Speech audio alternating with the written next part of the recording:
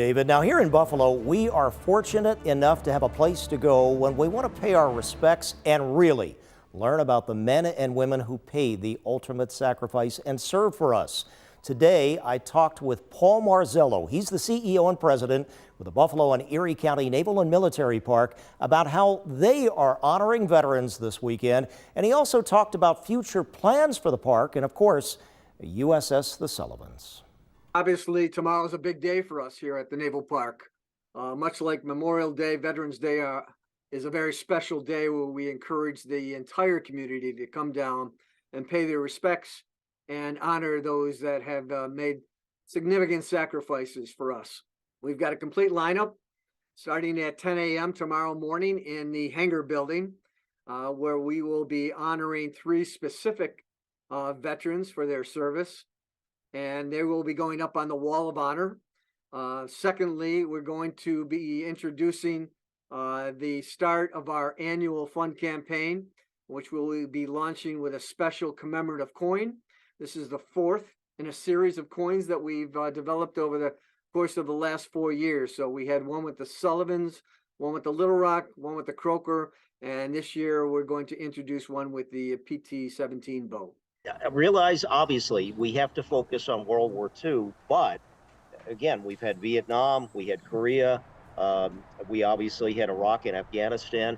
Is that something you think will be a challenge for you and the Naval Park going forward, trying to figure out how to integrate more of those elements within your displays? Well, we certainly are very sensitive to the fact that we are a naval and military park. So it's not just the Navy or the Marines. It involves the other branches as well. In fact, this past summer, we had a special weekend that was dedicated to the Space Force, which was a mystery to a lot of us. So they came down here and explained their objectives, talked a little bit about what and how they're doing things. And it was extremely interesting. And I think that's going to open up a whole new venue for us to educate the public about what the Space Force is going to be involved with. I will tell you that when I was on vacation, I actually was down in, I saw in Fredericksburg, Texas. I don't know if you've had a chance to get there yet. Yes. Oh, that is a phenomenal. And they do a lot interactive wise. And I know, obviously, you got a limited budget. You do what you can with what your resources. But would you foresee that more for the museum too, going forward? Some of your exhibits upstairs, trying to see if you can do more with videos and interactive things and more graphics, things of that nature. Would you hope for that for the future? So certainly our staff is using that as a major focus for 2024. We want the exhibits to be more interactive. We want to have more interpretive kinds of exhibits and displays that can tell people not just by looking at what they're seeing, because I think they're missing out on a lot by just taking the tours without the information that goes along with it. So we're spending a lot of time, and of course it takes a lot of money and resources to make sure that you have the ability to communicate that to the public, but we're working on that over the off season.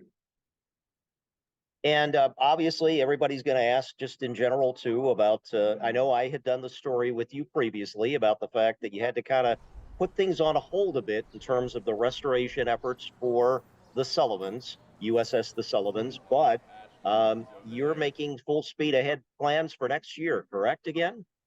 We certainly are. So we had a very important meeting the second week of October, which included representatives from the mayor's office, the county executive, the governor's office, our state senators, Schumer and Gillibrand, the ESD, all the decision makers, as we put it, that would talk about where we are with the Sullivans, what the needs are, what's the price tag, and how can we develop a plan to make sure that we can get her out of here in 2024 into a dry dock where she will spend 3 to 4 months getting repairs that she needs and bringing her back to Buffalo, where we would like her to be for the rest of her floating days. And are you pretty optimistic that you can meet some of the cost and make this work for next year? You know, the decisions right now are in the hands of our political leaders, our community leaders. So, you know, as part of my job and our staff is to put the plan together. We hired the marine surveyor. We found out what the needs are. We found out what the plan would look like going forward and what our options are in terms of how many dry docks and what's the pluses and minuses of each one. So we have done our due diligence in terms of putting that plan together. Each one of those plans has a price tag, and that's the decision that will have to be weighed.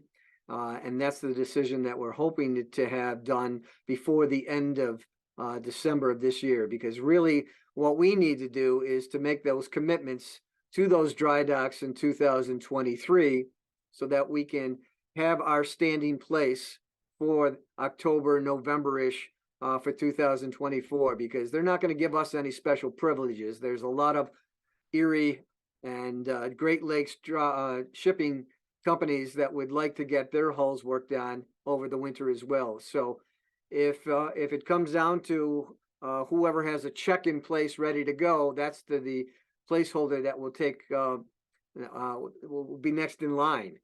We want to make sure that we have the funds lined up and the resources to back it so that we can take our place, as I said, in October and November of 2024.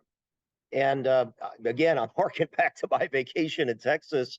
But boy, I saw the USS Texas in dry dock down in Galveston. It was an amazing sight to see. Do you think there's anything you could learn there, or have you been in contact with people with the USS Texas?